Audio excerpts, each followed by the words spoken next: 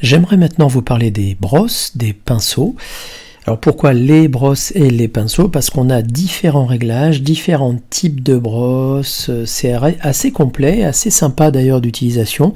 Alors il est vrai qu'une personne qui est à l'aise en dessin va un peu plus s'amuser qu'un utilisateur qui ne maîtrise pas le dessin, mais malgré tout ça reste une fonction de coloriage que j'aimerais vous montrer parce que à partir du moment où j'ai effectué une sélection ici sur cet orange, alors vous pouvez naturellement utiliser la technique de sélection qui vous arrange.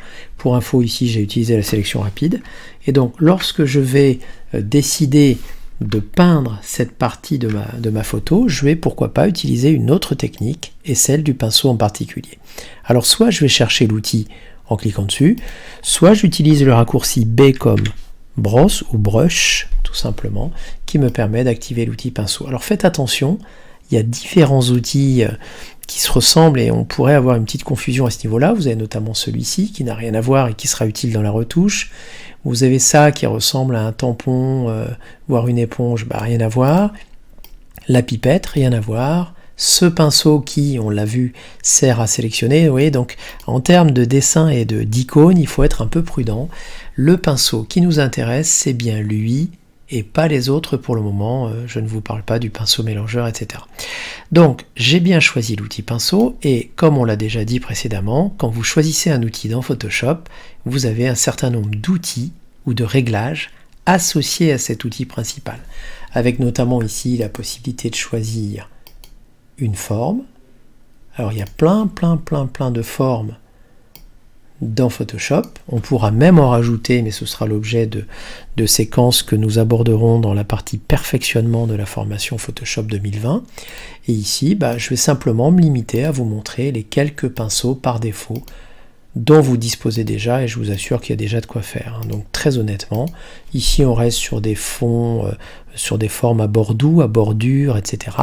Donc je choisis ici par exemple ce pinceau-là, plus ou moins écrasé, c'est-à-dire que je pourrais imaginer que j'ai un pinceau à bord arrondi, à bord pointu, à bord biseauté, bref, comme en vraie peinture. Et donc naturellement, cet outil étant un outil d'épaisseur variable, je vais pouvoir varier l'épaisseur ici. Ceci dit, tout à fait entre nous, je n'ai pas d'inquiétude particulière à avoir là-dessus, puisque comme j'ai fait une sélection au préalable dans mon orange, évidemment, quelle que soit l'épaisseur de mon objet, je ne risque pas de déborder, la sélection me l'interdit. Quant à la dureté, c'est un peu le même principe, elle serait intéressante si je n'avais pas de sélection en cours, c'est-à-dire qu'une dureté faible, ici, ou une dureté forte, me permettrait d'avoir un rendu dans mon tracé, ici sur une dureté douce, et ici sur une dureté forte. Vous voyez que la différence est notable en termes de rendu, puisque ici j'ai des bords doux, donc une peinture un petit peu plus diluée si je puis dire, et ici une peinture un peu plus opaque. Alors évidemment, quand vous faites une sélection au préalable, le fait que le pinceau soit avec des bords doux ou des bords durs importe peu finalement, puisque c'est la sélection qui va délimiter, voyez, votre remplissage. Du coup, aucune inquiétude à avoir là-dessus. Alors, bon, c'est quand même important d'en parler et de se mettre d'accord là-dessus.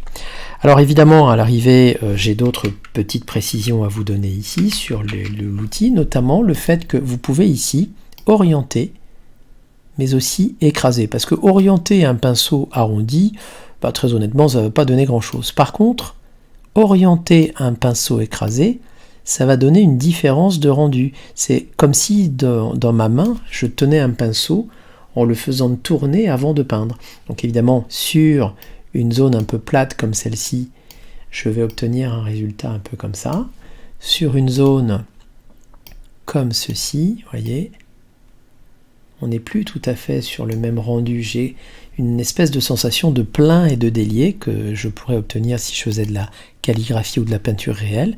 Et donc ça c'est plutôt amusant de savoir qu'on peut le faire en jouant tout simplement sur l'orientation et la notion d'écrasement de ce pinceau. Et enfin, ce que j'aime aussi, c'est cette petite fonction que je trouve bien sympathique, qui consiste à dire, même si je pars d'un pinceau relativement droit, ici, d'ailleurs vous notez au passage qu'il est possible d'être extrêmement précis avec cette valeur qui est ici pour que le pinceau soit parfaitement horizontal. Mais ce qui est assez amusant, c'est ça, et on ne le sait pas toujours, mais c'est pendant que je trace, avec les 4 flèches de direction de mon clavier, vous voyez, je vais pouvoir jouer sur l'orientation de mon tracé. C'est-à-dire que je n'ai pas besoin de retourner systématiquement dans les réglages qui sont là-haut. Il me suffit de maintenir la flèche de gauche pour tourner à gauche et la flèche de droite pour tourner à droite. Donc ça c'est assez rigolo parce que ça me permet éventuellement d'envisager des tracés un petit peu sympas. Alors quoi qu'il en soit, pour terminer un petit peu cette approche certes basique mais malgré tout sympa du pinceau, je vais vous montrer qu'on va se servir de ça pour peindre notre orange et ainsi obtenir un rendu coloré de l'orange qui est différent de ce qu'on avait au départ. Alors j'ai juste faire attention de repartir d'une forme générale classique non écrasée, avec une épaisseur relativement mesurée pour peindre progressivement mon orange. Et je vais surtout m'empresser de récupérer la sélection que j'avais mémorisée dans ce fichier-là, c'est-à-dire l'intérieur de mon orange, pour gagner un petit peu de temps. Et je vais décider d'opter pour une couleur, allez, on va dire du bleu par exemple, pour que mon orange devienne bleu.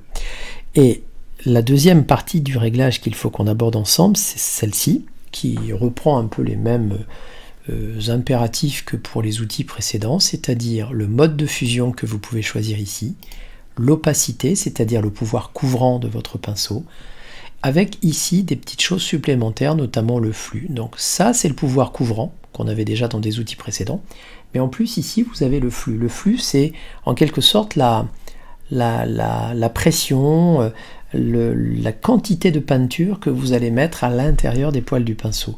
Et plus le flux est important, et plus la peinture qui va sortir des poils du pinceau sera forte, entre guillemets, hein, comme si le flux était important. Donc, les deux réglages que vous avez ici, naturellement, vont vous permettre, en mode normal, un remplissage très franc, très direct, très opaque de cette zone de sélection. Donc vous voyez que grâce à la sélection, je ne déborde pas. Petit souci, je pense qu'on est d'accord là-dessus. Là, j'ai certes rempli, mais avec un rendu qui n'est pas très réaliste puisqu'il couvre trop. Donc je vais naturellement annuler ce que je viens de faire, commencer à vous montrer un petit peu ce qui se passerait en baissant l'opacité et le flux. Voilà, donc là je commence à avoir quelque chose de beaucoup plus léger naturellement. Mais ce qui me gêne un peu, c'est que finalement dans mon remplissage, j'ai la sensation d'avoir un espèce d'élément qui couvre, qui masque un peu, qui voile un petit peu l'arrière-plan. Et donc pour obtenir un résultat un petit peu plus sympa, je vais plutôt monter l'opacité, le flux, mais jouer par contre sur des modes de fusion qu'on a déjà évoqués ensemble.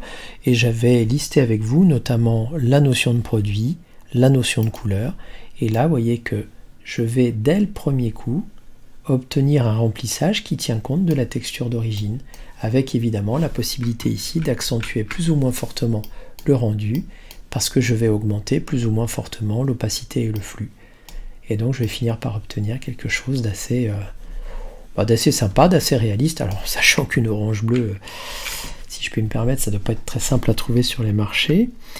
Mais pour le coup, voilà, on a quand même réussi à obtenir un remplissage de la chair de l'orange tout en préservant la texture d'origine. Donc ça, c'est avec le mode couleur. J'aurais pu naturellement utiliser aussi un mode produit, voir ce que ça donne en termes de différence, et puis après, libre à vous évidemment d'interpréter tout ça et de faire des variations.